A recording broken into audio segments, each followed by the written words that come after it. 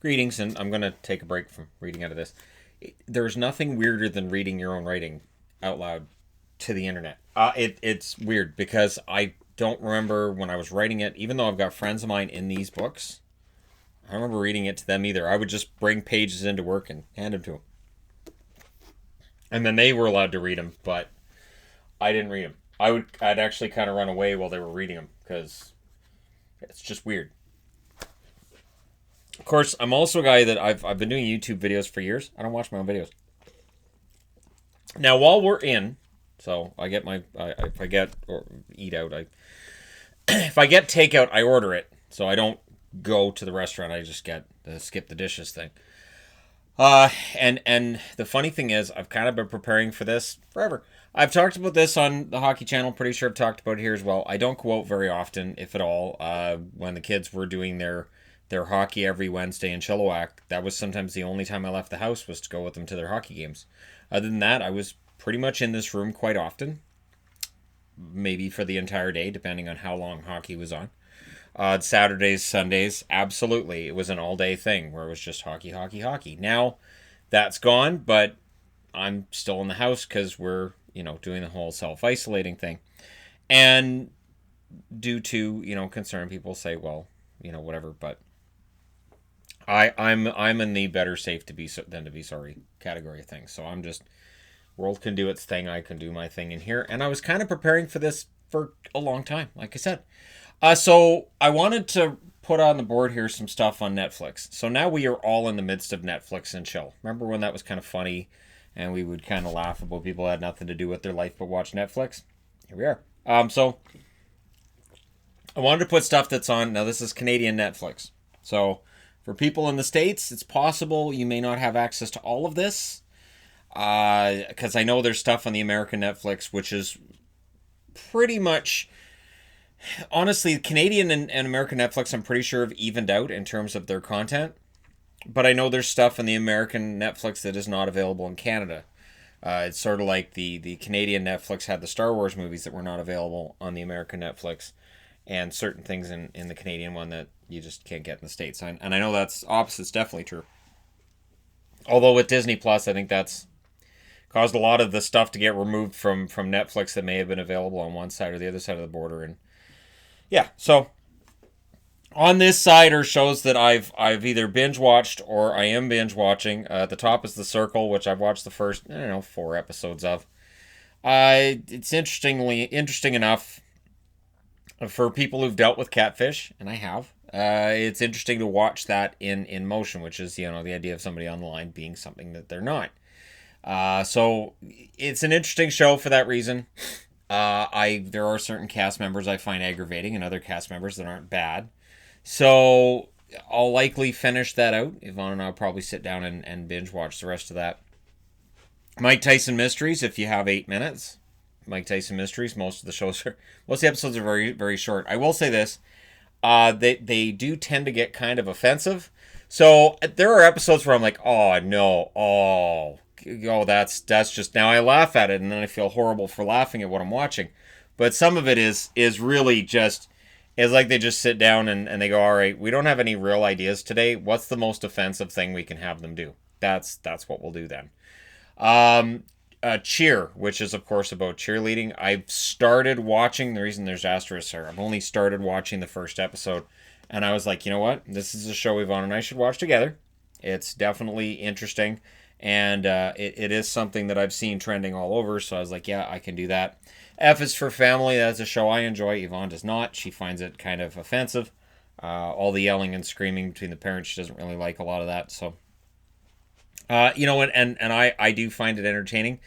Kind of in small doses, though. I don't know that I would want to watch the whole thing from front to back really, really quickly. But, some of the humor in it's good. And you know what? If right now you want an escape and you want to go back in time, well, the show's set in the mid to early 70s. So it is a very entertaining show, and the characters do seem to get older as the show goes along. And in an animated show, that's really unusual. I've often thought a lot of the problems that The Simpsons have had over the last 5 or 6 years would be fixed by making every character 1 year older. Just, put Bart in the next grade, Lisa in the next grade, and make Maggie, a toddler actually walking around on her own. But That's a whole other problem right there. Titans. I've talked about Titans in previous videos. I've watched both seasons. Yvonne's watching with me. We're watching through season one. Absolutely love Titans. It is a fantastic show. I think the cast is absolutely top notch. I do think that there was a character that got killed off in the second season. I think they're going to bring her back in the third season, and I'm just glad there's going to be a third season. The one thing that I found weird with Titans was that the word Titans isn't mentioned at all in season one. They never say anything about having been Titans. And then in the first episode of season two, the word Titans has to be said like 25 times. I was like, okay, so they got a new writer or something, because now it's just Titans. Okay, we got to say it a bunch of times, and so the crowd, the audience knows that we're reforming Titans, Titans, Titans, Titans. Don't forget Titans. We know.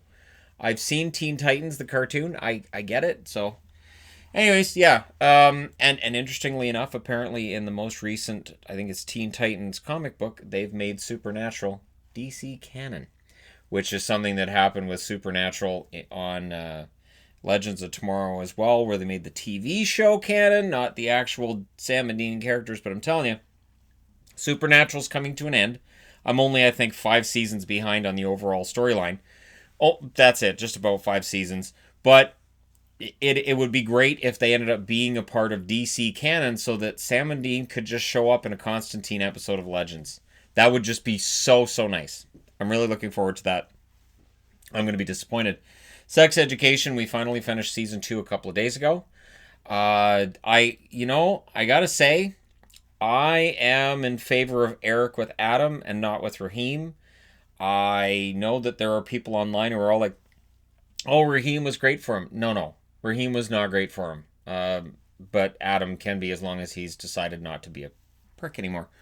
And of course, you've got the whole Maeve storyline going on. And you know what? I would rather that the main character on the show ends up with Ruby, the girl that he kind of had a dalliance with, rather than Maeve. I think they have better chemistry, to be honest, than he does with Maeve.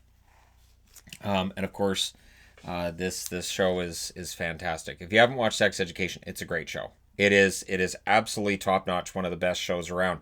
What I thought was interesting with Sex Education was the first season they played up all the naked bits and all this stuff, but in the second season that's gone.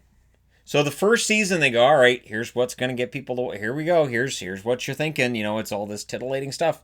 And then the second season, that's pretty much out, and now it's all character building. I think that's admirable, that they take the show and they say, all right, so we're gonna sell the audience on this, and then we're gonna slowly switch it up, so that it's something completely different. And the character development on Sex Education is fantastic, because they do it really, really well. Supergirl, I've talked about this in the DC Universe one I did the other day.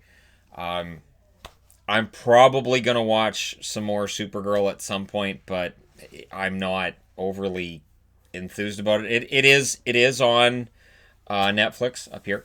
The Flash, every Thursday they add a new episode onto Netflix. I do have time now to watch it while it's on. So that's a show that's worth watching if you haven't, even though Barry's the villain. But once you understand that the Flash is basically an idiot and he's going to blow up the world, everything gets better. Now I wanted to talk about something else that I stumbled upon, and I was very excited about. Iron Sky: The Coming Age. So they made a second Iron Sky movie. I love Iron Sky. I've seen it 5, 6, 7, 8, 9 times. I don't know. It's funny. It's ridiculous, and it's supposed to be ridiculous, and it doesn't take anything too seriously. Whatever this new thing is, this coming age, I was really looking forward to that. I thought, okay, we got Nazis on the moon, and now we've got lizard people. Perfect. And it's just terrible. I stopped it. For me to look at a movie and go, okay, how much more of this is there? And then I pause and I go, 28 more minutes. No. And I just turned it off. That's pretty damning, because I have sat through some really, really bad movies where I'm like, oh, I got to see where this ends. And this one, I just didn't care. I was so disappointed in everything. It was like they had some good storylines kind of thought out in there, and they're like, okay, we're going to put in a journey to the center of the earth feel to it, but they don't really think anything through beyond that. It just felt like it felt like something that was written by 8 different people where they just cobble a bunch of crap together and they go, it's good enough. We'll just film it. We'll do it live. And we'll do it live. And it doesn't work.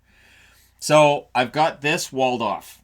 Movies that I would recommend to people at this point in time. Basketball, which I watched the whole thing yesterday and I still find it absolutely hilarious.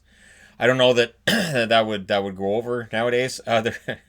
It is Trey Parker being as offensive as possible with his buddy Stone there at his side from South Park, and it is an offensive movie that's absolutely hilarious all the way through. There are so many things that go on, and I go, I don't know if you could get away with that now.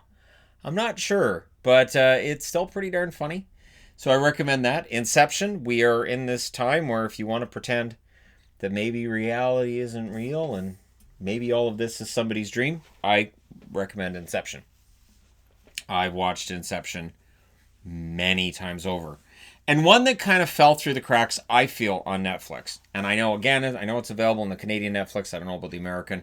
Outlaw King, which is about Robert the Bruce. And so this is around the whole Braveheart timeline. However, it's more historically accurate than Braveheart. This movie, and I really enjoyed it from start to finish. Florence Pugh is in it. She's absolutely amazing. And it is so well done that I honestly cannot recommend this enough. This movie has the air of Braveheart and the historical accuracy as well. I've always wondered that. Like, for instance, I've talked about this before, but it always drives me nuts when I see a science fiction movie or a disaster movie, and the science is ridiculous, and I'm like, but you could make the science realistic and make it more scary than this. This is stupid. So I'm looking at Roland Emmerich with that one. So yeah, Outlaw King, fantastic, historically accurate.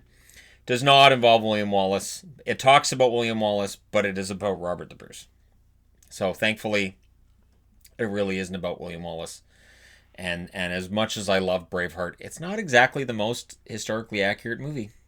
Although at the start of the movie, Mel Gibson's voiceover says, history is written by those who've hanged heroes. So maybe it is historically accurate. Also, in black on here are 2 things that I want to watch. Ready Player One, which I missed. I've completely missed. I haven't seen it yet. I've been meaning to watch it for a while, right? It came out quite a while ago, and people are like, you haven't watched it yet? No, I haven't watched it yet. And You, which is a series about stalking. And so I figure that's a good show to watch with the wife. So we'll get into that. We have other stuff we have to finish first. We still haven't finished Jessica Jones, which I don't have on the board, but I know Jessica Jones has been over for a while.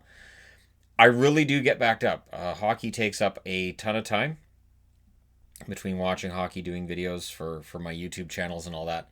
My time is tricky. So I have shows that I watch, and then I have other shows that kind of fall by the wayside. Orphan Black ended 2 years before I actually finished watching it.